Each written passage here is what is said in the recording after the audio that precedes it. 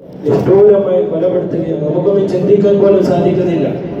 അത്തരത്തിൽ കാലഘട്ടം മോശമായി കൊണ്ടിരിക്കുകയാണ്. വിദ്യാഭ്യാസത്തിന്റെ കുറവാണോ? അല്ല, വിദ്യാഭ്യാസം അധികമാണ്, ധാരാളമാണ്.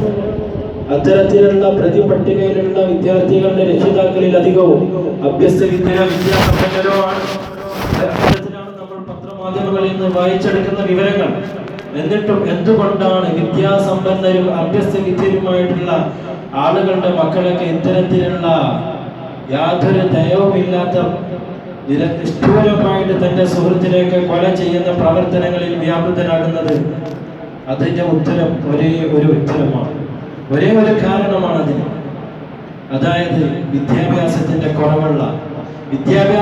കുറവ് കൊണ്ടല്ല ഇങ്ങനെ സംഭവിക്കുന്നത്.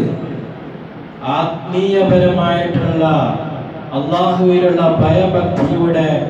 ഭയഭക്തിയുടെ രാഹിത്യം കൊണ്ട് മാത്രമാണ്, ഭയഭക്തി ഇല്ലാത്തതിന്റെ കാരണം കൊണ്ട് മാത്രമാണ് ഇത്തരത്തിലുള്ള ഹീന സംഭവങ്ങൾ നമ്മുടെ സമുദായത്തിൽ, അതിലധികവും നമ്മുടെ സമുദായത്തിൽപ്പെട്ട ആളുകളാണ് ഇത്തരത്തിലുള്ള കാര്യങ്ങളൊക്കെ സംഭവിക്കുന്നത്. ഈ ഒരു കാലഘട്ടത്തിൽ നമ്മളൊക്കെയും നമ്മുടെ മക്കളെ പൂർണ്ണമായി ദീനിന്റെ ചട്ടക്കൂടിൽ അവർക്ക് നിരന്തരമായ തർബീയത്ത് നൽകിക്കൊണ്ട് ആദരിക്കേണ്ടതിനെ ആദരിക്കാനും ബഹുമാനിക്കേണ്ടതിനെ ബഹുമാനിക്കാനും പഠിപ്പിച്ചു കൊടുക്കണം.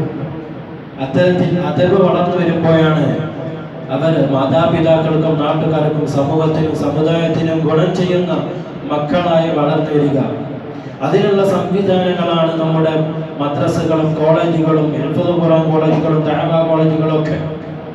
അല്ലാഹു സുബ്ഹാനഹു വ തആല അത്തരത്തിൽ കൺകുളിർമ, മാതാപിതാക്കൾക്ക് കൺകുളിർമയാകുന്ന, സമൂഹത്തിനും സമുദായത്തിനും ഗുണം ചെയ്യുന്ന മക്കളാക്കി നമ്മുടെ മക്കളെ വളർത്തി പെരുമാറാകട്ടെ.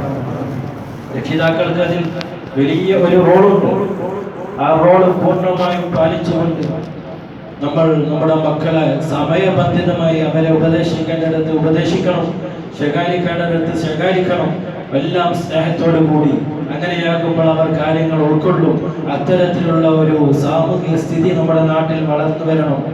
അല്ലാഹു സുബ്ഹാനഹു വ തആല തൗഫീഖ് നൽകി